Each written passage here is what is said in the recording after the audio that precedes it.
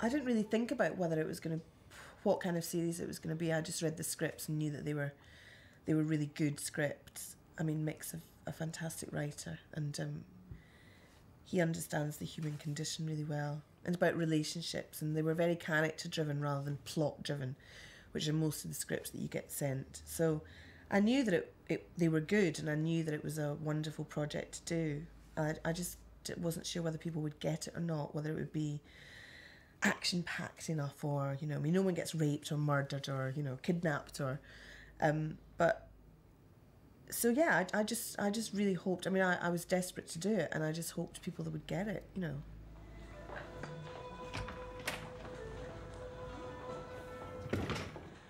William. Mary. Hi.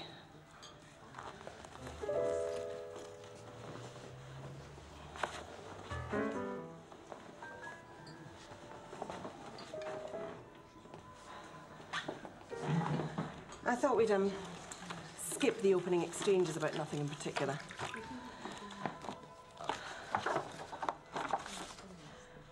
You're a community worker. What kind of community work? Mostly with old people.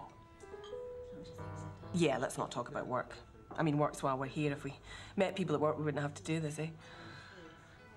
You're a single father? Yeah. Where's the mother?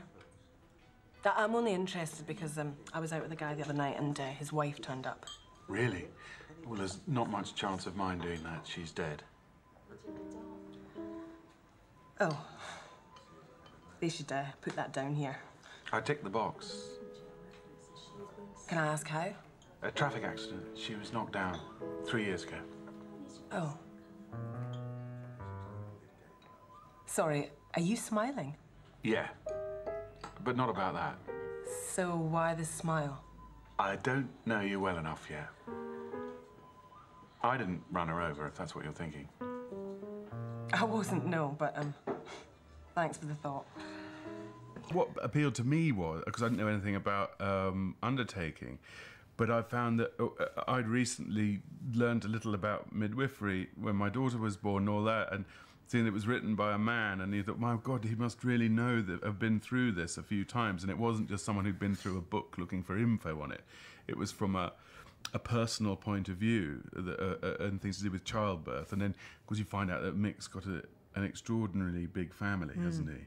And got lots of children, and so he's been through all these battles of having teenage children and what have you, and that just sort of rang home, and how it was unusual. It's very truthful, wasn't it? Yeah, it was just sort of spoke out, and so that any humour or drama that came out of it felt like it belonged to it, which is kind of clever from the point of view of writing. I mean, for us lovies, that's the prime raw material is the script, and you think, oh, well, all right, we can, you know, if we say it quickly enough, they won't mind this. Is what the usual experience of, well, you know, or if I fall over, that'll be funny.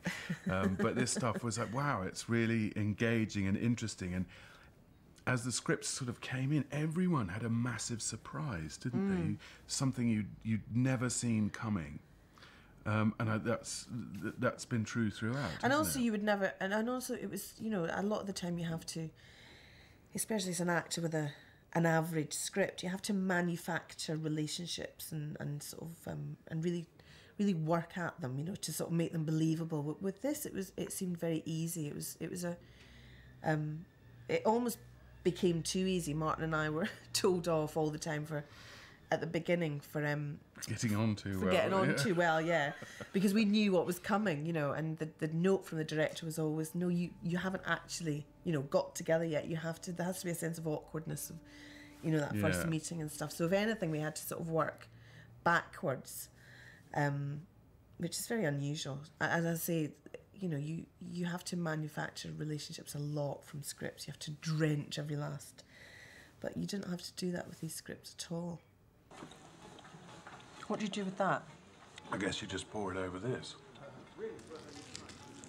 Oh, God. Oh, God, I've made that worse. That's hot. I like hot food. No, that's really hot.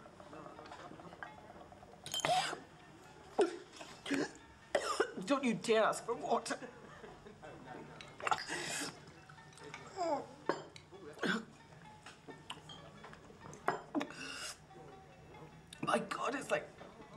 swallowing at hospital. Why did you let me eat that?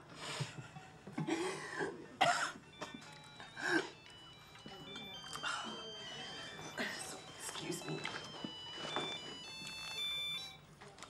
Hello. No, sorry. Just... Yeah, okay. I'm coming now. Yeah, I'm coming now.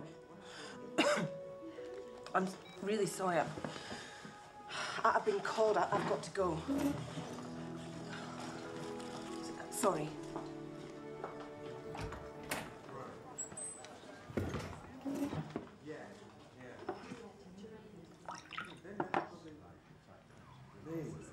Slightly damaged goods initially, aren't we, both? Yeah.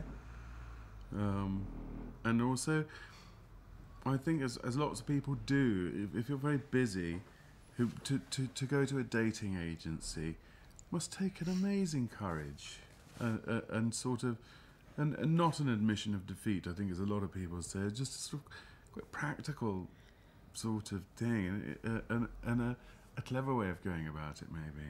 But obviously work for... And also they don't really get to meet very many people in their jobs. No, infants and dead people. Yeah.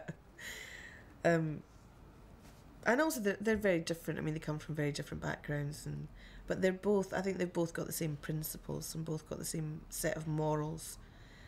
It's nice to see, I think, because often, you know, they do a lot of couple matching on telly where you have to have identical sort of set of circumstances to bring to it. And it's quite nice if it jars a little and it's not quite... I mean, it makes... Which is also part of the drama as well. Yeah. But I mean, I think that the thing that they do have in common is that they're both, you know, they're both very practical people, but they're both, you know, well, they're both bringing up children single-handedly, and they've both been through that experience, and they've both been hurt, and yeah, and as I say, pragmatic and practical and romantic. I think they're both romantic people, ultimately, otherwise they wouldn't go in search of that. And I think they admire each other. They sort of have strengths of qualities that they really admire in each other. Massively.